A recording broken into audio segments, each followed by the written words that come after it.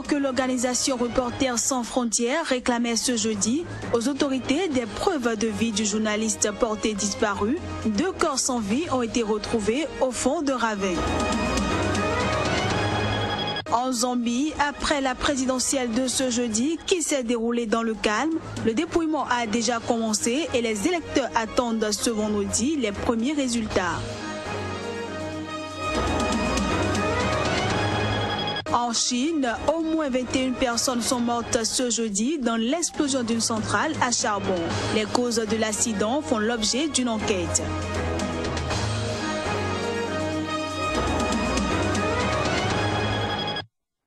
Nouvelle édition sur Sika, bonjour à tous et bienvenue.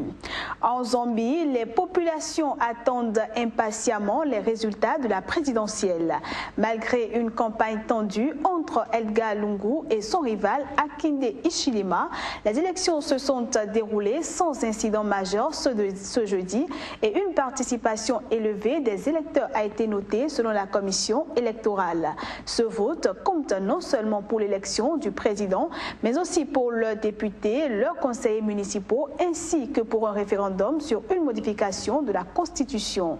Les premiers résultats sont officiellement attendus ce vendredi soir ou samedi et la proclamation officielle est prévue pour dimanche. Rappelons cependant que la commission électorale doit tenir une conférence de presse dans la journée de ce vendredi pour évoquer le déroulement du dépouillement. Participer à l'exercice militaire conjoint Southern Accords, tel est l'objectif poursuivi par les soldats américains et les soldats des nations d'Afrique méridionale, partenaires en se rencontrant au Malawi. Suivons à présent respectivement le chef des opérations militaires du Malawi, le vice-commandant général de l'US Army Afrique, ainsi qu'un participant zambien pour plus de précision. We have got a battalion deployed in Eastern Congo. So what we are doing here is still preparing for deployment of the next battalion, and the information, the training which we have here, we have been doing the past 2 weeks, will benefit our troops before they deploy in Congo. The positive impacts is that we get an opportunity to learn from our partner nations here in Southern Africa. We get the opportunity to study and be a part of UN peacekeeping doctrine, which is a doctrine that is not very well known inside of our army. So we get to come here, we get to learn, we get to instruct, but most importantly, we get to develop partnerships and friendships. So I've learned a lot in terms of just being proactive in interacting with the other cells and addressing all the legal. So I've learned a lot in terms of just being proactive in interacting with the other cells and addressing all the legal issues that come up, that arise, especially as regards to the ROE training, as well as cases of sexual exploitation and abuse that happen in the mission area.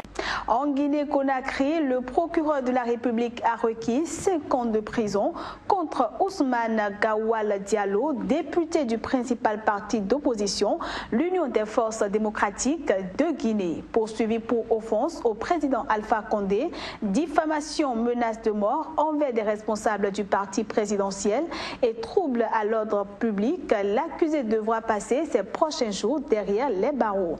Il lui a été infligé une amende de 2 millions de francs CFA, soit environ 250 €. À l'audience, la défense a dénoncé le non-respect des droits de Ousmane Gawal Diallo, soulignant qu'il aurait dû bénéficier de l'immunité parlementaire.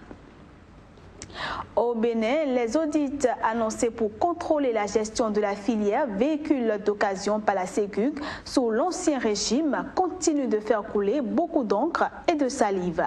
Interpellé par son ancien collègue au sein du gouvernement Yahi, le ministre Valentin Djanotin, qui réclamait un débat contradictoire autour du dossier, le ministre d'État Pascal Irénée Koupaki a répondu à la faveur d'un point de presse à Cotonou. Voici un extrait de sa réaction. Mais quel était l'objet de l'audit? L'objet de l'audit était de vérifier la qualité de la gestion de la filière des véhicules d'occasion. L'objet de l'audit n'est pas de se prononcer sur l'opportunité ou non de la création de Ségub. cette différence est fondamentale. S'il s'agit de se prononcer sur l'opportunité de la création de ces cubes, alors là, vous me trouvez. Vous me trouvez là.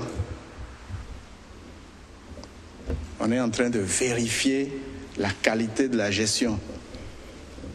Et j'ai eu à faire un compte rendu ou disons un point de presse sur cette question. Et je vous ai dit à ce moment-là que le dossier a été transmis à la justice. Je n'ai prononcé le nom de personne. Aucune personne physique n'a été citée par Pascal Irénée Koupaki. Donc, quel est le problème? Je ne comprends pas le problème. Alors, je vois beaucoup d'agitation. La bonne ligne de défense n'est pas l'agitation. Je vois beaucoup d'agitation avec un peu de mépris. Mais moi, je n'ai pas de haine. Je n'en ai pas. Et donc, par conséquent, je pense que la justice fera son travail.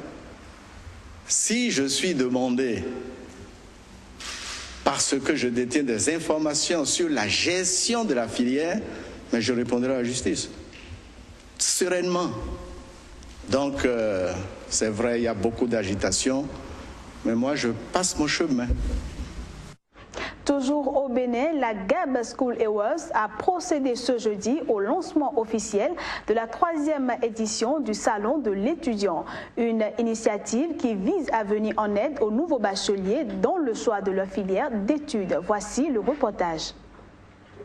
Depuis ce jeudi et suite au lancement officiel de la 3e édition du Salon de l'étudiant à Blue Zone de Zongo, à Cotonou au Bénin, la Gab School Awards est entrée dans sa phase active avec l'exposition des écoles et des entreprises.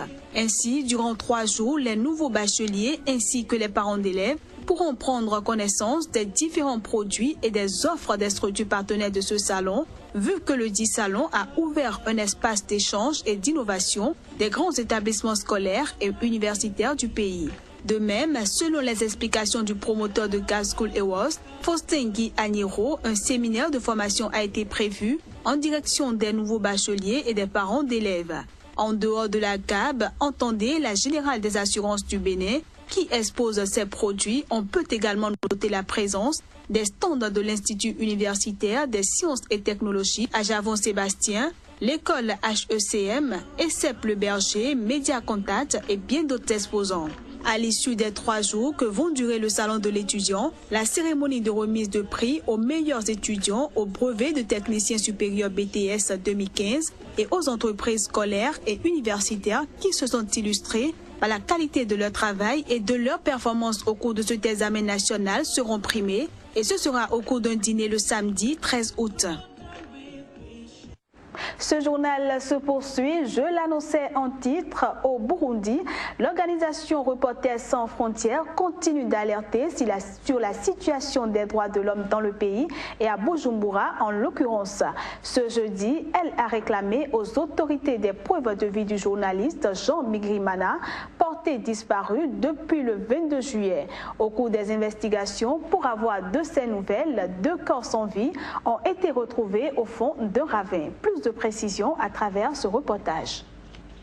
Les investigations, elles se poursuivent inlassablement pour retrouver Jean Bigirimana, le journaliste et collaborateur du journal indépendant Iwachu, porté disparu. Les recherches pour élucider cette disparition, elles se font désormais conjointement avec la police, sa famille et les journalistes du groupe de presse Iwachu. Dans sa fouille, l'équipe ratisse l'âge. 2 corps ont été retrouvés. Nous venons de repêcher 2 cadavres de la rivière Moubarazi, comme vous l'avez vu. Vous nous avez aidés à les transporter. Pour le moment, nous les amenons à la morgue de l'hôpital de Mouramia en attendant la suite. La suite, le travail scientifique. La police promet de terminer l'identification des 2 corps dans l'espace d'une journée. Pour l'heure, aucune information ne permet de confirmer que l'un ou l'autre cadavre était la dépouille du journaliste Jean Bigirimana. La famille, toujours dans l'angoisse, reste inconsolable. Quand je suis au lit pendant la nuit, je ne cesse de penser à comment je vivrai sans lui. Ce qui doit être fait pour trouver la solution à ce problème, je ne dors pas bien. RSF appelle singulièrement le président Pierre Nkurunziza à tout mettre en œuvre pour qu'il soit retrouvé Jean Bigirimana. Depuis le début de la crise déclenchée par l'annonce de la candidature de Nkurunziza, se désole Reporters sans frontières. Le pays est devenu un état de non-droit où l'on peut disparaître du jour au lendemain, apparemment sans conséquence. Allons à présent au Burkina Faso où au moins 12 personnes sont mortes et plus de 26 000 ont été déclarées sinistrées à cause de vents violents et d'inondations provoquées par des pluies diluviennes depuis juin. Les victimes sont mortes par noyade ou dans l'effondrement de leur habitat, souvent très précaire. Selon un bilan du Conseil national de secours d'urgence et de réhabilitation, 2577 maisons sont endommagées, près de 100 tonnes de céréales ont été perdues, 237 greniers ont été détruits, plus de 123 ovins caprins ont été tués et plus de 630 volailles ont été également tuées. Pour finir, hors du continent africain, explosion dans une centrale à charbon du centre de la Chine. Le drame qui s'est produit ce jeudi a fait au moins 21 morts et 5 blessés. Les circonstances de cette catastrophe sont encore inconnues. Les images.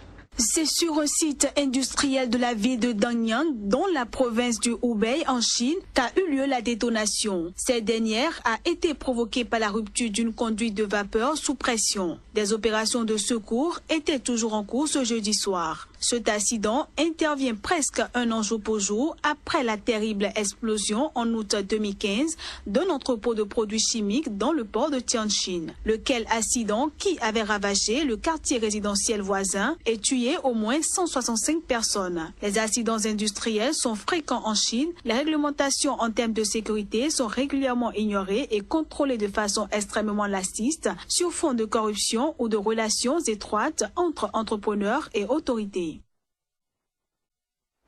Et c'est la fin de cette édition que nous avons pris du plaisir à vous présenter. Excellent week-end à toutes et à tous.